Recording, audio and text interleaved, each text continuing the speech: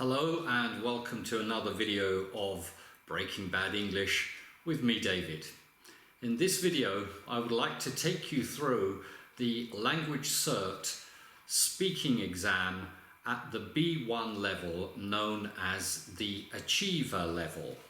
And the question paper I'm using here can be accessed via the LanguageCert.org website. Now, before you take the exam, on the day of the exam, make sure that you have spoken English before the exam. Talk to a friend, to a colleague or to your teacher, and make sure that you have warmed up your English speaking like you would warm up for a sport. Now speak steadily and speak not too fast. Quite slowly is acceptable. Don't take too long a pause when you're speaking. Try to keep the conversation going and try not to repeat the same words all the time. For example, big, small, or good or bad. Try to use varied vocabulary. Before you actually start speaking, take some deep breaths. Slow your heart rate down, calm down, and just imagine that you are speaking to a friend, not to an examiner. So the exam goes something like this. LanguageCert International ESL Speaking Achiever Level, the 10th of June 2022. Yusuf Khan, exam begins. Hello, my name is David Crofts. Can you spell your family name for me, please? And you say, hello, good morning. My family name is spelt K-H-A-N. And I say, thank you. Where are you from? And you say, I am from Karachi, which is the largest city in Pakistan. Okay, so that's the introduction. Make sure you get some words out at the beginning so you've already started the process of speaking English in a nice, calm way, and make sure you practice that introduction as well. Now, part one. I'm going to ask you some questions about yourself. The first topic is watching films. What types of films do you like best? Now, think about the question. What type of films do you like best? Can you rephrase it in your answer? Yes, you can. So you can say, the types of films I enjoy the most are action and adventure films. I particularly like films which have a hero or a heroine and they are set in an exciting environment where the hero has to solve a big problem, a world problem perhaps. I enjoy getting involved in the film and waiting to see what the ending is like. That's the type of film I enjoy. Okay, end of answer. The next topic, languages. Why do you think so many people learn English? And you say, well, in my opinion, the reason why so many people learn English is because English is an international language these days. It is necessary to speak English in your job, in your perhaps hobbies. It's necessary to speak English when you travel. It is very, very useful. I also heard that people who can speak English usually find better jobs and earn more money. So that's why I think it's important to speak English. End of answer. Okay, the next topic is health and fitness. How often do you take physical exercise? Now let's say, for example, you don't understand what the word physical means. You need to say something like, what do you mean by physical? And the interlocutor would say, well, the type of exercise where you have to do things like move or run or jump in the air, something you do with your body, as opposed to mental exercise where you write and think. So now you would understand what physical means, and now you're able to answer the question.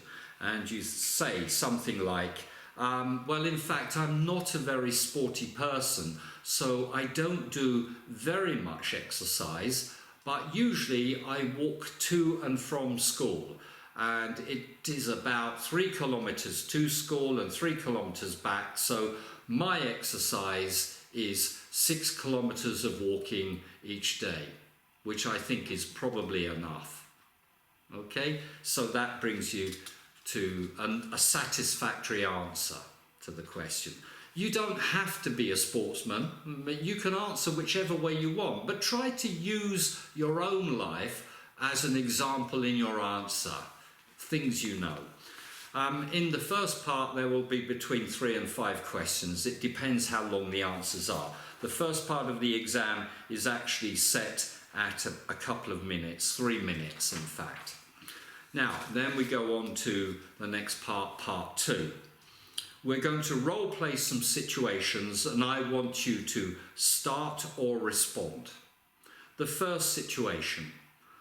I'm a teacher visiting your school. I start. Could you tell me where I can find the director's office, please? And now you have to think quickly. You say something like, yes, certainly, sir. I can take you to it if you want. Is that okay? And I say, oh, that would be very helpful. And I could say something like, are you a student in this school? And you might say, oh, yes, I've been a student here for 5 years, and I know the school very well. Are you the new teacher?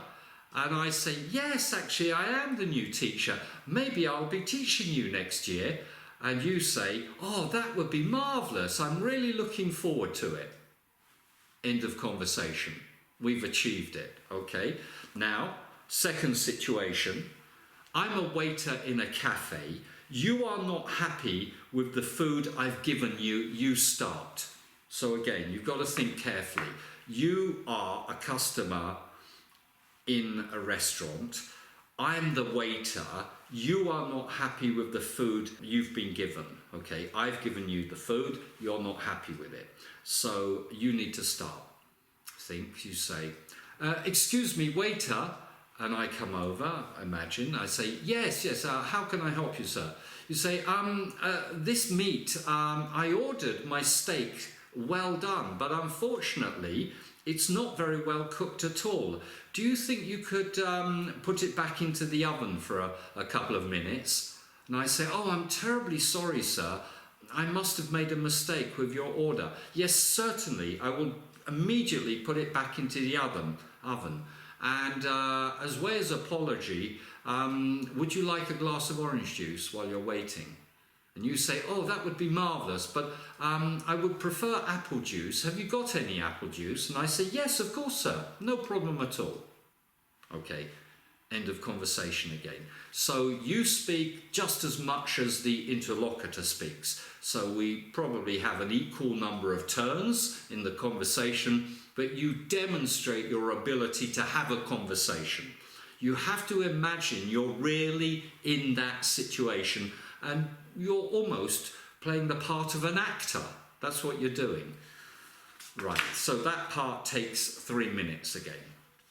They could ask you more than 2 situations. It could be 3, it could be 4. It depends how long the conversation goes on for. Now, in part 3, in this part of the test, we're going to discuss something together, all right? And you say yes. Our class is presenting a project called Communicating in the 21st Century. So now, the interlocutor hands over a piece of paper to you. And this is an example of it.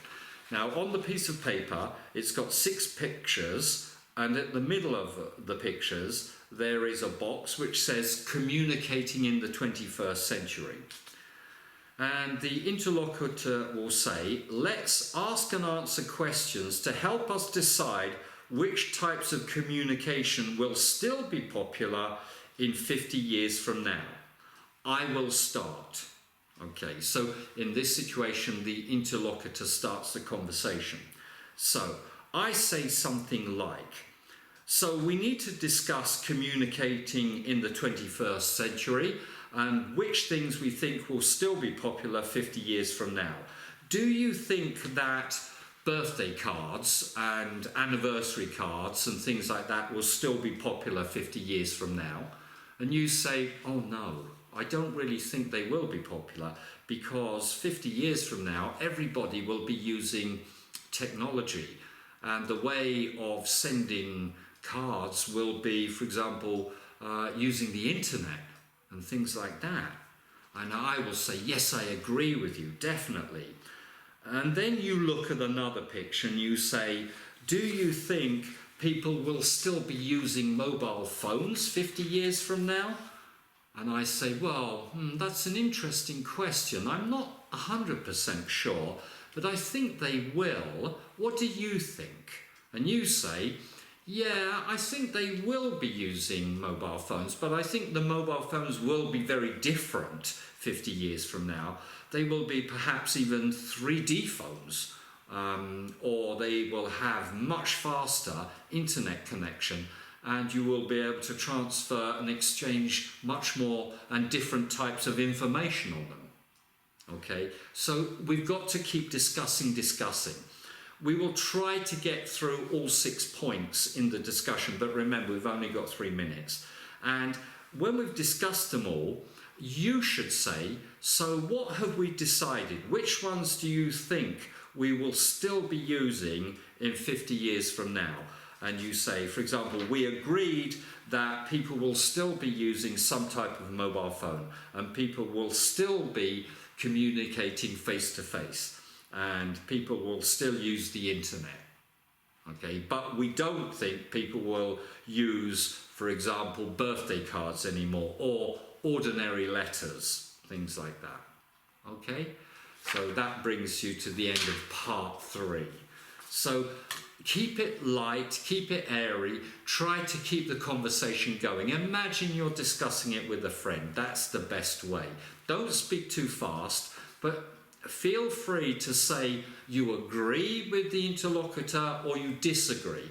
If you disagree, give a reason why you disagree with the interlocutor. That's perfectly okay. It's a discussion after all. There are no wrong or right answers. Everything is okay. We are speaking English. They are testing your English, your ability to communicate. Then we come on to the last part of the exam, part 4. Part 4 is a total of 3 minutes.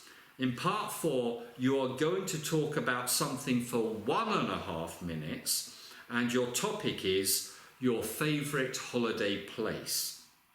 So then, the interlocutor gives you a piece of paper.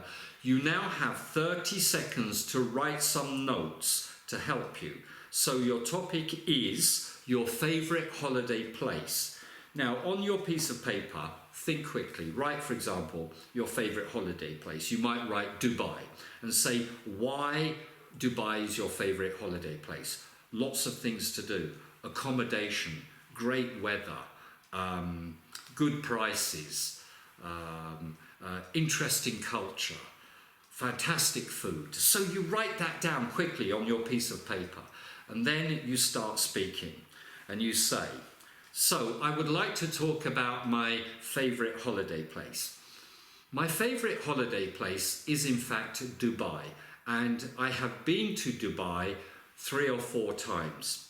The reason it is my favourite holiday place is because of the varied culture there. You can meet people from all over the world, from the Far East to the Middle East to the West. You can meet and enjoy conversations with everybody. What's more, there are lots of things to do in Dubai. You can swim in the sea, you can do sport, you can go to the cinema, there's lots of music to listen to, and the food is fantastic. You can sample food from all over the world, from spicy food to European food to fast food. You can taste it all. The food is magnificent. And what else? You can do things like go to the theatre and listen to Arabic music. These things are very popular. You can go sightseeing. One of my favourite things is seeing different types of buildings. and the buildings in Dubai are out of this world. I mean, they have something called Burj Khalifa, which is the tallest building in the world, or was anyway, and it's a marvelous place to see and to go up and enjoy the view over Dubai. In my opinion, it is definitely my favorite holiday place. Finished. Okay, finished. So there might be some follow-up questions. For example, the interlocutor might say to you, what would it be like to live in Dubai all the time? And you would say, well, I'm not sure I would like to live in Dubai all the time, because in the summer it gets extremely hot. Temperatures of perhaps up to 50 degrees Celsius. And I don't think that's very pleasant. But I certainly love visiting it as a holiday destination. Thank you very much. And the interlocutor will then say thank you, and he will repeat your name. So thank you, Yusuf Khan. That is the end of the exam. And it's finished. You've done it. You've achieved it. Now, okay, don't think about the exam anymore. Leave the exam room. Go and have a cup of tea. Go and have a meal. Chat to your friends. Don't talk about the exam. You've done it.